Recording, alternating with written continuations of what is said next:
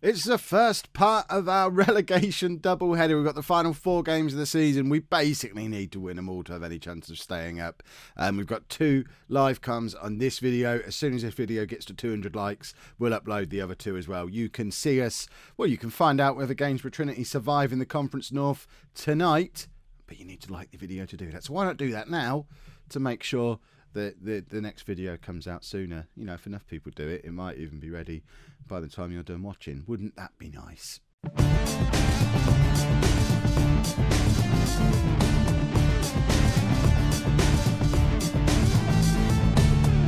Hello and welcome to Season 1, Part 9 of Nominee to Legend. I'm Kev, and coming up on today's episode, we have to win both games to stand any chance of surviving in the Conference North. It's a massively tall order.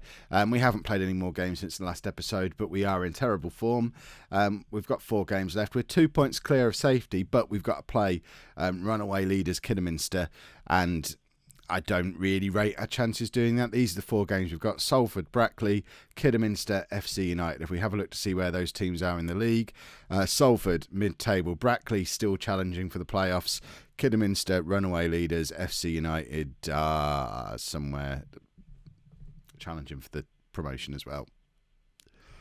Oh, it's not going to be good. And as part of the Do It Kev's Way, we're throwing the baby out with the bathwater. We're going back to this. No more of this 4-4-2, no tactics nonsense. We're going back to... and in fact, there's a reason for it. If we have a look, and we had a look at this in the last episode, this period here, when we were doing all right, we were playing 4-3-1-2. This was when we started messing around with 3-5-2, 4-4-2. Yeah, rubbish. So, you know, tactical change. We just need goals, and at the moment we can't score them. If we look at the schedule, we've scored 3 goals in the last 8 games. We can't score goals anymore, and if there's one thing this system did have going for it, as you can see at the start of the season, we always scored goals. It's going to be difficult without Nathan Jarman. He's still injured, but we'll just do what we can and see what happens. So we've got Willis in goal, a back 4 of Roberts, Chilvers, Picton and Jones. Mahon, Sparrow and Douglas are in midfield. Pedro Carnero still exists. He's back in as an attacking playmaker, and we're going with Saki and Worsfold up front because why not? They've never done it together before. Joey Johnson's just not scoring goals at the moment, and we've got to try different things, haven't we? They might end up being a wonderful strike partnership. So there's a lot of players you haven't played for a long time in this team today. I mean, they're coming here a little bit defensive, aren't they? Hopefully, we've got a chance to dominate the midfield, which would be very pleasant. It's going to go one of 2 ways. Someone's scoring 5 goals today. I just have no idea which team it will be. It could conceivably be both, judging by how this tactic has worked for us in the past. But we've got to go down swinging, haven't we? We can't have any of this, so we'll do 4-4-2 counter-attacking. Oh, and Saki's already got a goal for us. Oh, look at that. He's 7th for the season. They've all come from these probably 5 or 6 games where he's been playing up front. Perhaps we should have just shifted him up there as soon as Jarman got injured, because he might well be the answer. And there you go. Tucks it away. We're 1-0 up against Salford. What does it do to the league table? Because that's all we really care about. Oh, look at that. As it stands right now, blow the final whistle in all games. We're out of the relegation zone. Obviously still with 3 games to go, but that is massively, massively important. Looking at those points and games as well. Kev's ratio is not working this year, is it? If you don't know what Kev's ratio is, you need to watch an earlier episode. I believe it's called Kev's ratio, but basically, in the past, if you got as many points as you played games, you'd be all right. Not so this season, but we're 2-0 up. Roberts has just scored a goal. Roberts hasn't been allowed out of his own half for the last 20 games because he's been playing as a defensive fullback on defend. We let him have a little bit of an exploration forward, and there you go. He goes and grabs a goal. Right, God, let's grab another one. We're playing football again, everybody.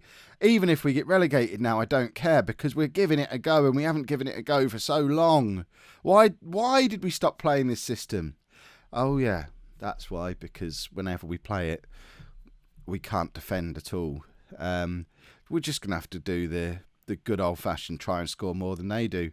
End to end, just keep throwing players forward, throwing the ball forward, and hope that doesn't happen too often. George Willis, he's our club captain. He needs to have a blind in 4 games where he just keeps out anything that's thrown at him, apart obviously from that one. That's the one we'll let him concede.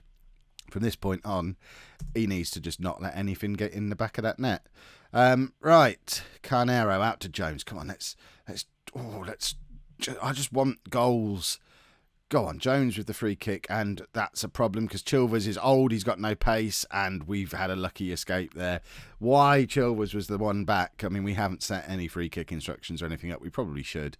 But yeah, he should never have been the man back because he's probably slower than I am, and he was on a yellow card. So if he'd have managed to catch up with the guy, he'd have fouled him anyway and been sent off, which would have been a complete disaster. So, mental note.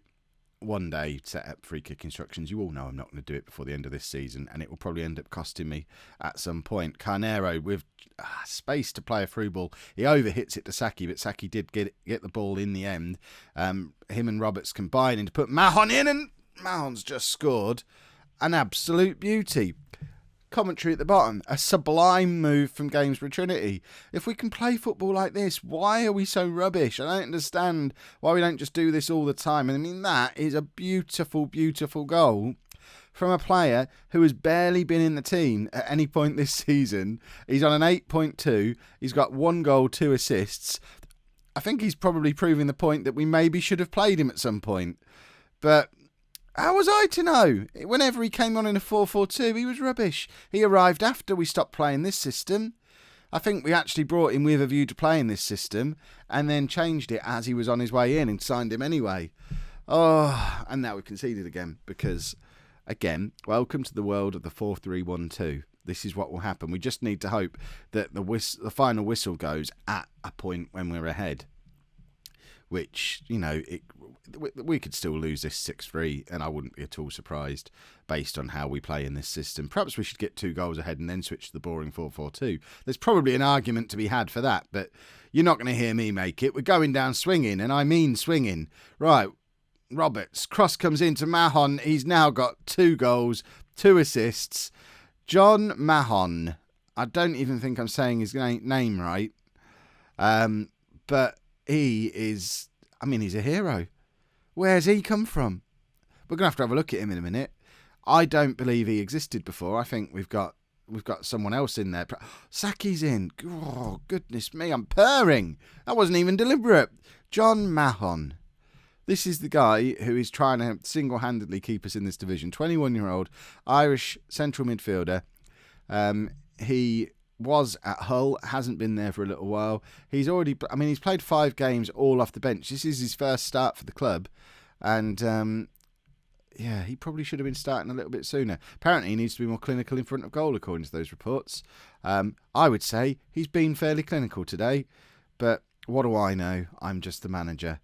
Sparrow's going to come off. We're going to bring Wilson on just to try and solidify the midfield a little bit. Wilson he's a defender playing out of position there, and hopefully can just crunch anyone who tries to get past him. I tell you what, we nearly grabbed a 5th. Is this the point where we're supposed to go to the 4-4-2 and just try and defend? Because you know I'm not going to. We're just throwing the ball at their goal now. What's happening with their goal at the moment? That's what we should be doing. Just stopping the ball. I mean, they've cling filmed it. That's the only explanation for what's just happened. Joey Johnson is in and should have done better. But we have yet another corner. We've only had 4 in the match, but they've all been in the last couple of minutes. And they're under the cosh at the moment. We are just all over them. But again, we've left very few men back covering. And we need to... Carnero's shattered. I mean, he hasn't played since before Christmas. And he is done. We probably need to be bringing him off. And do we go? I think we probably are going to go to the 4-4-2. This might be the stupidest thing I've ever done, but I think we're going to do this. And we're going to bring him on. And we're going to work out this is what I was trying to do. I think we're going to do that. Who's better? No, wrong buttons. Do that. That's better. To me, it makes sense. You'll probably let me know in the comments why it was a stupid thing to do. Right, let's confirm it. Get him on, and just hope we don't throw it all away. You've seen me fiddle with tactics in games before, and it always ends badly. But I think today, even if they score here, they're not going to score twice, surely.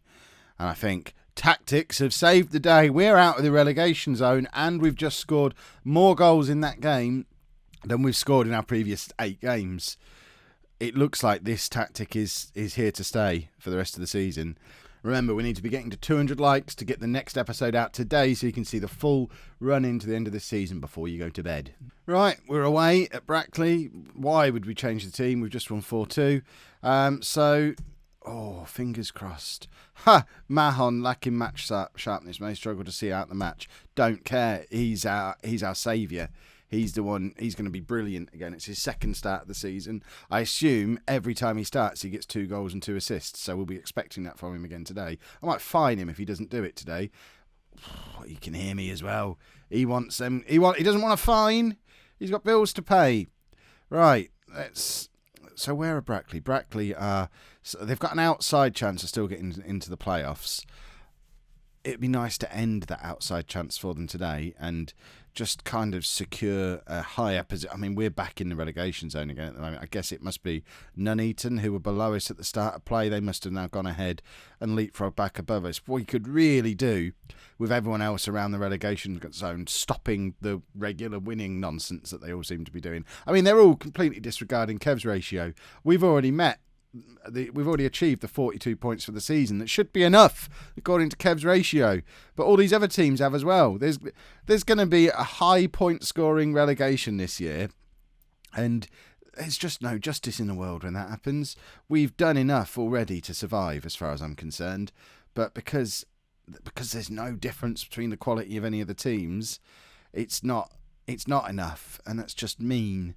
Right, go on, let's grab a goal. Saki's in again. Was he onside? He was. It's his 8th goal of the season now, and that drags us back out of the relegation zone again and pushes Stalybridge back in. And Leslie Saki, the 17... He might even be 18 by now. 17-year-old on-loan defender from Scunthorpe has suddenly turned into our goal machine up front because we don't have any other strikers.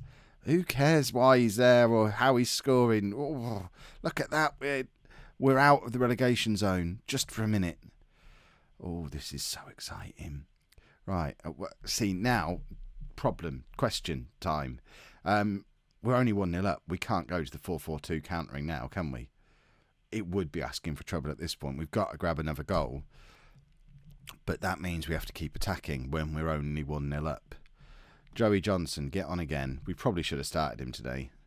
Adam Pepper, remember him? His injury was the reason we stopped playing this system.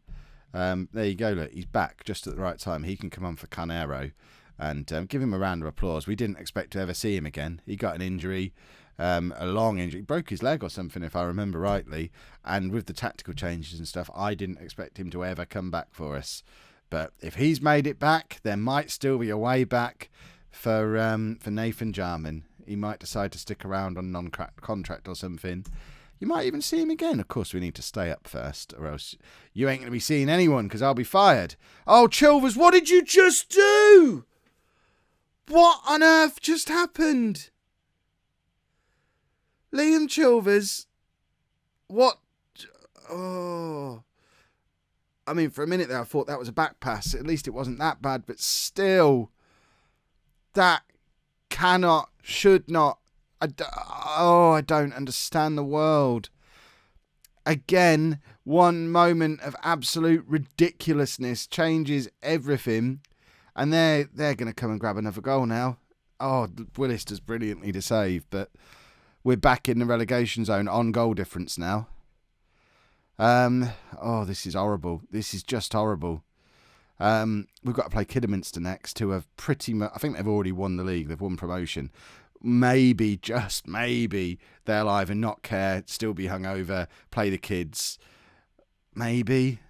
But that's who we're playing next. And then we've got FC United, who are second. I mean, of all the teams we could be playing in games when we've got to win, we so desperately needed that goal not to go in this game.